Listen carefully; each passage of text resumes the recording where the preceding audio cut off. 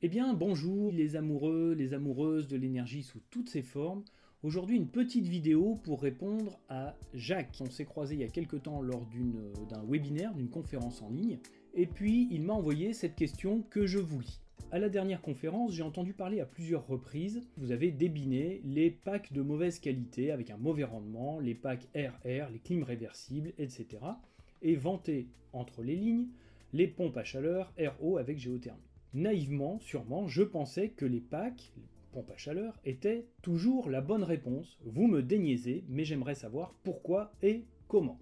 Alors d'abord, la première chose, c'est que on n'arrive à rien en parlant juste de pompes à chaleur. C'est comme si on parlait pour l'ensemble des véhicules terrestres des véhicules. Voilà, si je dis que je me déplace avec un véhicule, je ne suis pas allé bien loin. Entre un vélo et un 38 tonnes, c'est quand même très différent. Et entre une grosse voiture thermique et une petite voiture électrique, c'est très différent, les technologies sont différentes, etc., etc. Donc il y a tout un tas de sortes de pompes à chaleur. Ce qui caractérise en première approche les pompes à chaleur, c'est où est-ce qu'elles prennent la chaleur et où est-ce qu'elles l'amènent. Parce qu'une pompe à chaleur n'est pas un appareil qui transforme l'énergie, c'est un appareil qui transporte l'énergie entre deux endroits qu'on appelle la source chaude et la source froide. Voilà, on prend la chaleur d'un côté et on l'amène de l'autre.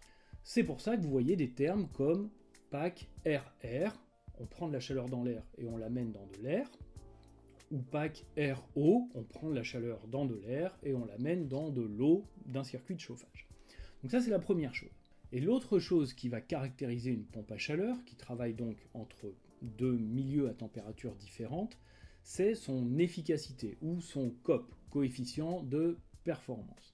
Et le COP maximal, il a été défini par un monsieur célèbre qui s'appelle Carnot, de la manière suivante: on divise la température de la source chaude par l'écart de température entre la source chaude et la source froide. Et ça nous donne le COP maximal théorique.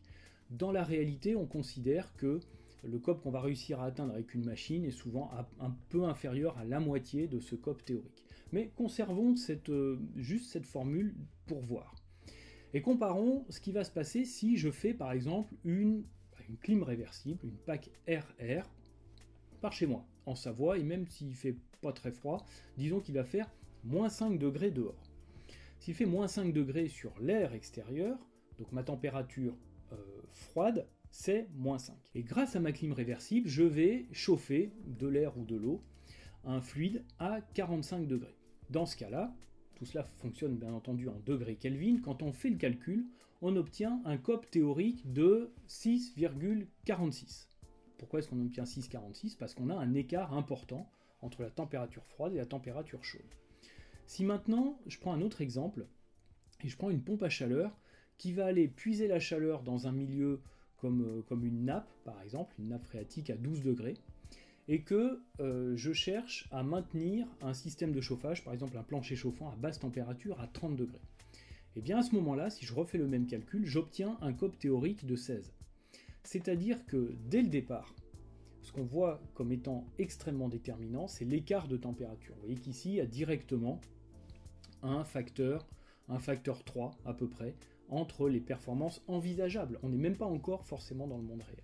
Dès le départ, le fait d'aller prendre de la chaleur dans un milieu potentiellement froid, et encore j'ai pris moins 5 dans mon premier cas, c'est évidemment défavorable, et plus on va injecter ça dans un milieu qui est chaud, plus ça va être défavorable. Et qu'est-ce que ça va impliquer? Ça va impliquer qu'en fait, plus on va vers les températures d'air froides en utilisant une pompe à chaleur sur l'air, plus on se rapproche d'un chauffage électrique. Et donc, certes, c'est un peu mieux qu'un chauffage électrique direct, mais plus il fait froid, plus on en a besoin, et plus on en a besoin, moins c'est performant. Ce qui veut dire que, concrètement, quand vous envisagez une production de chaleur qui utilise une technologie de type pompe à chaleur, soyez très attentifs à ce fameux coefficient de performance, et surtout, regardez où est-ce que vous allez pouvoir prendre la chaleur dans un endroit le plus chaud possible, le sol, une nappe qui soit à température stable, et éviter les sources dont la température va chuter, le pire étant l'air extérieur, surtout si vous êtes en climat froid, surtout si vous êtes en altitude.